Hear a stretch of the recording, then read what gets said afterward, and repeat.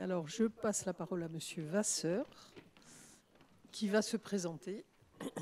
Oui, donc bonjour à tous et je me présente, Patrick Vasseur, donc je suis viticulteur à Morizès au sud du département depuis 1980. Voilà, donc responsable, alors vice-président de la Chambre d'agriculture de la Gironde et responsable du plan Ecofito au niveau de la grande région Nouvelle-Aquitaine avant d'être responsable de l'ancienne région Aquitaine. J'ai été aussi président de la FDSEA pendant 3 ans, au GIA quand j'étais jeune, donc un parcours syndical aussi qui m'a amené donc à prendre des responsabilités là-dessus. J'ai aussi travaillé beaucoup avec l'IFV, l'Institut technique de la vigne et du vin, avec Philippe Bardet dès les années 92, pour travailler effectivement sur toutes les techniques qui permettent de réduire les phytos, que ce soit la modélisation donc des outils informatiques, mais aussi l'adaptation des doses au développement végétatif, et puis aussi sur le banc d'essai, puisque c'est sur mon exploitation qu'on a essayé pour la première fois la vigne artificielle qui est à Montpellier, qui permet effectivement de régler aussi les appareils de traitement. Donc vous voyez, depuis 92, je suis quand même aujourd'hui, depuis un petit moment que la profession avait un peu anticipé sur la diminution de ces phytos. Donc je vais vous présenter un peu la version 2 du plan Ecofito. Je vais essayer de vous convaincre, puisque bon, ce matin il a été dit que c'était un échec. Pour moi, c'est pas un échec. Mais quand il y a un échec, ça permet de rebondir et d'avancer. Donc moi, je le prends comme ça. Et j'ai beaucoup d'espoir dans ce plan Ecofito et je m'y investis grandement. Ça me prend beaucoup de temps. Mais c'est passionnant parce qu'effectivement, les objectifs sont peut-être ambitieux, mais ils sont intéressants. Et je pense que c'est dans le sens de l'histoire qu'il faut aller. Voilà, donc il faut passer, voilà. Donc bon, rappeler juste les objectifs qui sont les chiffres 25% en 2020 de réduction, 50% en 2025. Donc moi, je ferai juste un petit aparté, c'est que c'est des chiffres parfois qui sont avancés par des politiques, qui ne sont pas forcément vus par des techniques. Donc on sait que les politiques aiment bien avancer des chiffres qui sont parfois inatteignables. Et, les exemples, il y en a plein, que ce soit sur la croissance, sur la baisse du chômage, etc. etc. quoi. Mais l'ambition est faite et je peux dire que c'est au niveau européen, puisque ce plan Ecofito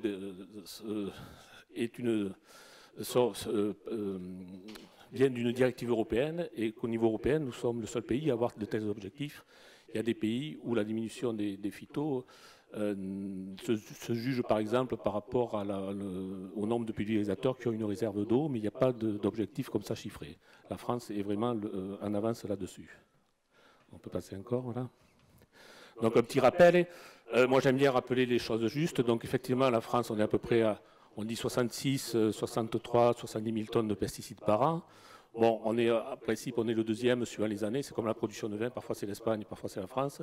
En ce moment, on est le deuxième pays producteur, consommateur. Et pourquoi? Parce que vous voyez sur la carte, la France est un grand pays agricole, 27 millions d'hectares de terres cultivées, contrairement à d'autres pays comme l'Italie ou 23 l'Espagne. Donc, ce qui nous amène, sur l'autre diapo, à voir que la consommation ou la vente de produits phytosanitaires à l'hectare, mais la France, on n'est pas si mal que ça, puisqu'on est à peu près 9e, on va dire 8e, 9e, parfois 7e, parfois 10e. On tourne dans ces eaux-là, donc c'est ça aussi un chiffre important qu'il faut rappeler quand même, parce qu'on nous montre souvent du doigt, mais on n'est pas les plus mauvais élèves au niveau européen. Voilà, donc ça c'est la consommation. Je vais mettre là parce que je ne vois pas bien. C'est la consommation depuis les années 90. Et vous voyez que dans le tonnage total des produits qu'on appelle pesticides ou produits phytosanitaires, il y a quand même une part assez importante, on va le voir plus tard, du cuivre et du soufre. Donc produits utilisés dans l'agriculture biologique, qu'il faut bien se dire que c'est effectivement des produits phytosanitaires aussi ou des pesticides. Donc si on voit sur l'image suivante, bon, la consommation par département au niveau de la région, bon, bien sûr la Gironde effectivement, mais enfin vous voyez que le bleu c'est surtout les fongicides, donc maladies principalement mildiou-oïdium. Au niveau des herbants, on n'est pas les mieux placés, et puis après les insecticides et tout ça, ça donne à peu près une idée. Voilà, sur l'autre diapo, on peut voir, donc ça c'est issu de la feuille de route d'Ecofito, ou consommation par département, où vous voyez que la Gironde finalement utilise 27% de produits utilisables en agriculture biologique sur les 6200 tonnes de produits phytosanitaires utilisés sur le département. C'est des chiffres intéressants. Hein. Vous voyez les Charentes, ils sont qu'à 14%. Et donc la moyenne, on est à 13%, donc on n'a pas à rougir non plus, la Gironde, sur l'utilisation. Je rappelle que la Gironde, c'est le plus grand département de France à superficie aussi. Voilà, donc la déclinaison régionale du plan Ecofito 2, ça a été un peu long, puisqu'effectivement, ça a démarré en 2015 et on est en action, on va dire, en 2017, parce qu'il y a aussi la régionalisation des 3 régions qui a compliqué les choses au niveau administratif, mais au niveau aussi des chambres d'agriculture. Et donc aujourd'hui, on a validé à peu près tout. Et donc on n'a plus qu'à passer à l'action, avec des priorités bien sûr sur notre région, que sont l'arboriculture, la viticulture et les grandes cultures. Donc avec aussi une priorité sur les agroéquipements, innovants, collectifs, les réseaux défis, et une autre action qui s'appelle les 30 000, qui doit, à partir des réseaux défis, divulguer nos pratiques de diminution de produits phyto sur 30 000 exploitations. Ça, c'est le gros chantier des années à venir. On peut passer, voilà.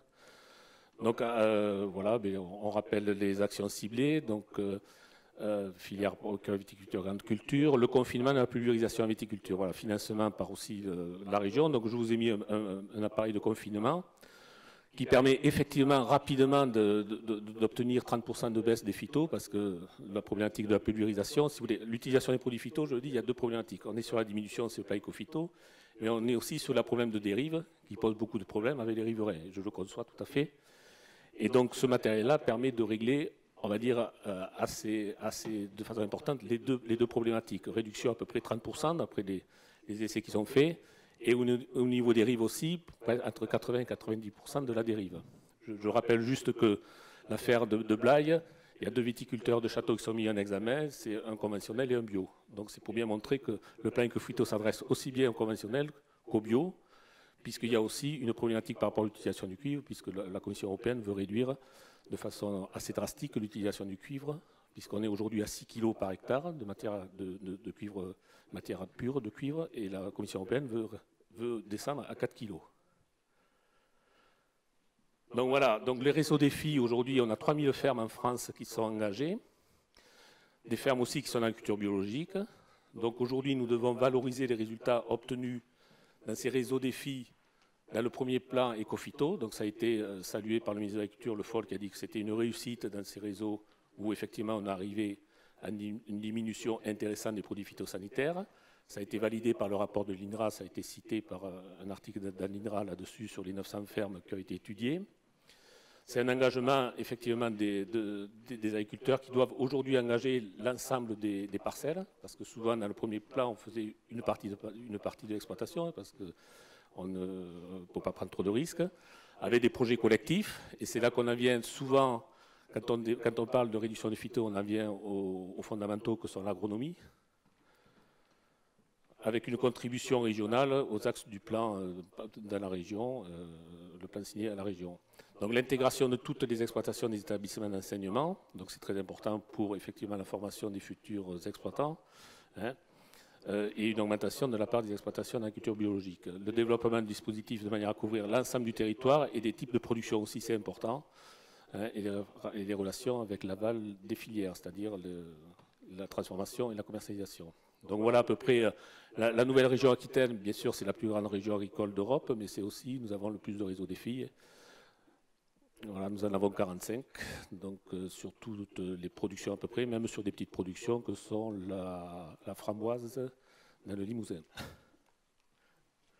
Voilà, donc les réseaux viticoles, ça ce sont les anciens. Il y en avait déjà 7 sur lesquels on a des résultats intéressants. On va voir plus loin comment les résultats qu'on arrive. Donc ça a été renforcé. Donc voilà, alors nous, aujourd'hui, on travaille sur l'IFT, qui est donc l'indice de fréquence de traitement, qui correspond à une dose, la dose maximum de produits qu'on doit utiliser à l'hectare. Donc si c'est voilà, si 12 kg, c'est 12 kg. Si on met que 6 kg, c'est un demi-IFT. On compte ça, voilà, si c'est 303 kg, c'est un tiers. Donc là, on arrive sur le résultat global, vous voyez qu'on a 70% des fermes qui ont diminué d'au moins 10%, 2012 par rapport à 2015. Avec des variations, effectivement, il faut tenir compte de la climatologie de l'année. Et ça, on n'arrive pas aujourd'hui dans le plan Ecofito à spécifier, parce qu'on peut parler de diminution, d'augmentation des produits phyto, mais surtout sur la vigne, la climatologie, le temps, les orages, la pluie, ça a une importance importante.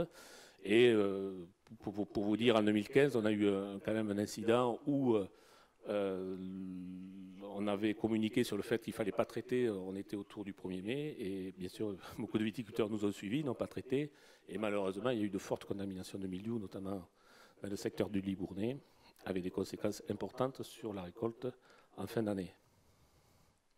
Voilà, on peut passer. Donc ça, Les leviers sur lesquels on intervient, alors surtout en viticulture, et c'est bien sûr le raisonnement des interventions à partir des modèles informatiques qui sont de plus en plus, on va dire, précis, mais de temps en temps il y a un accident, comme je rappelais. La modulation de dose, très important, puisqu'aujourd'hui, en viticulture, mettons entre chez moi et puis le Médoc, on est sur une surface foliaire qui va de 1 à 3. Moi, j'ai 3000 m² de surface foliaire. Dans le Médoc, il y a 10 000 m² de surface foliaire. À cette époque-là, vous voyez, la vigne, c'est tout petit. Donc, si on module aussi par rapport à la pousse, on est sur un rapport pratiquement de 1 à 50 sur la surface foliaire. Et pourtant, la dose, on nous dit toujours de mettre la dose maximum homologuée. Et là, on a un gros travail à faire et on le fait avec les instituts techniques. Donc, c'est un élément important qui permet de réduire l'utilisation des phytos par rapport à la dose. Voilà. Puis les autres leviers qui sont importants, on voit donc les OAD, le désherbage mécanique qui aujourd'hui aussi se développe de plus en plus, la réduction de la vigueur, donc ça c'est un peu le raisonnement global du sol avec l'agronomie. Les panneaux récupérateurs sont un élément important, l'anerbement. Enfin, si vous voyez autour en Gironde, les vignes vraiment qui sont désherbées intégrales, ça représente moins de 1% de la surface. Et aujourd'hui, on voit de l'herbe partout dans les vignes, même sous les rangs. Ce qui ne se voyait pas il y a 15 ans de ça. Il y a 15 ans de ça, tout était propre et tout ça. Bon. Donc ça montre bien que ça évolue, quoi. L'autre, on peut passer. Voilà.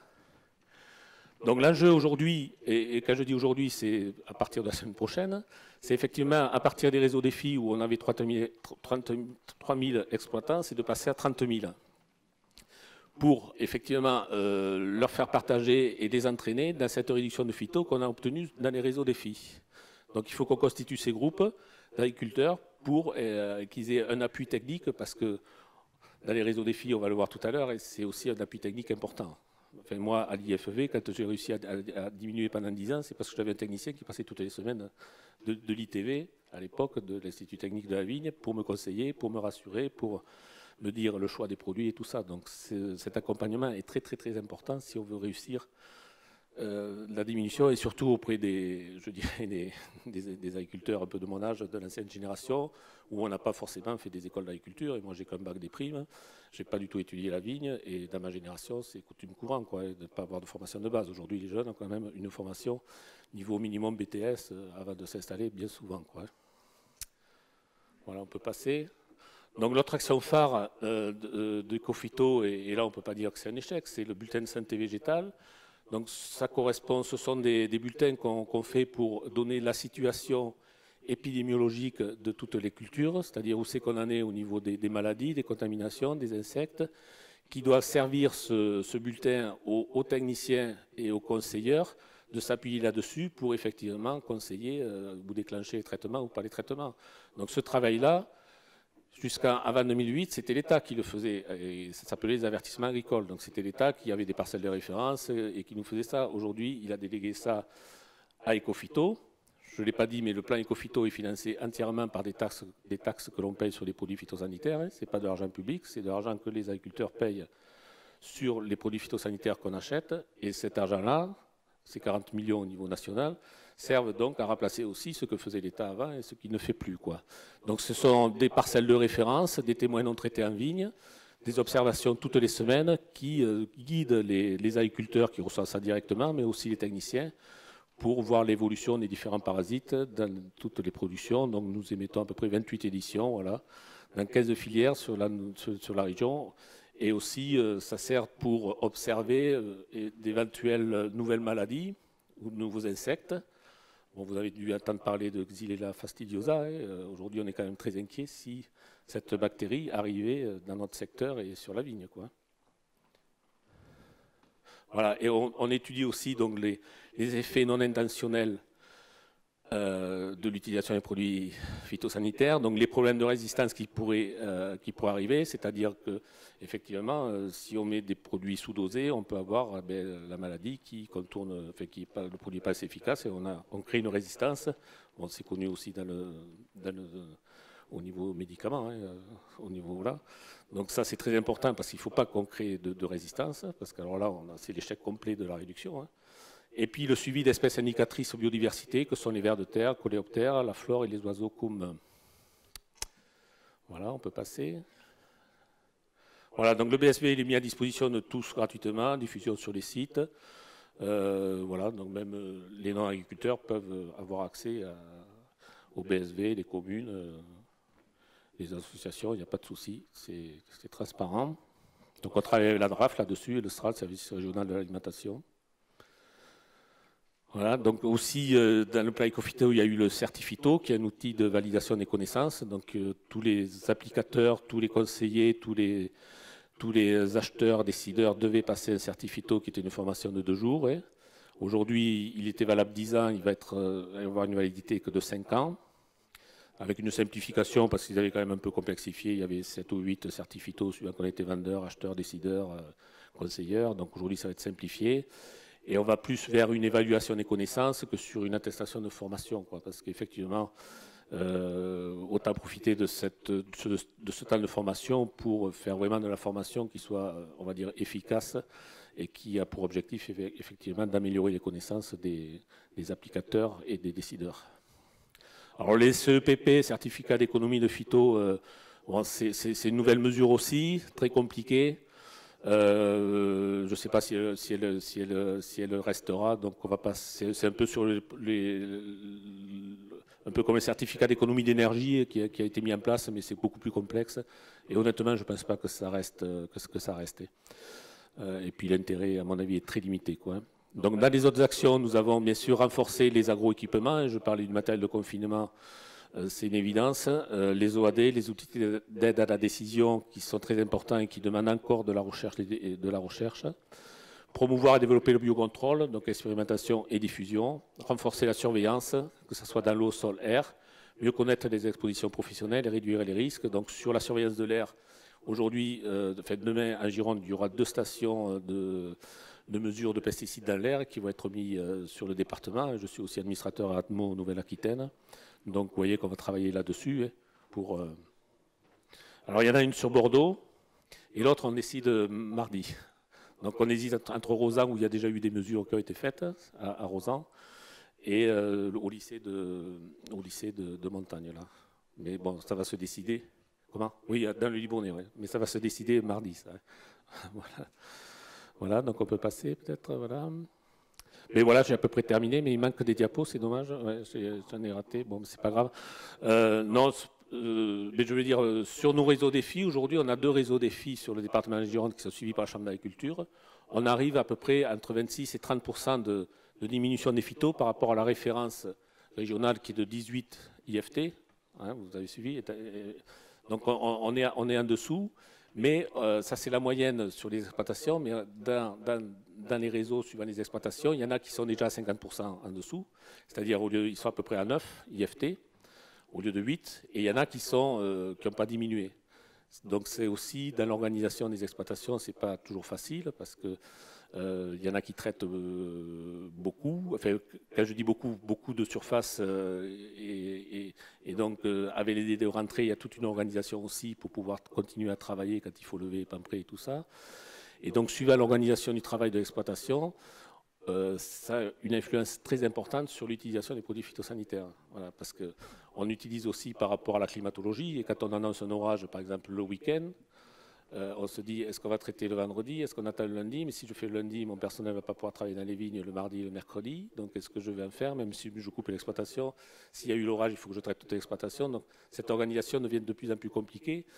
Et il ne faudrait pas qu'on arrive à ce qu'on déclenche les traitements pour des problèmes d'organisation du travail et non pour des problèmes sanitaires réels, quoi.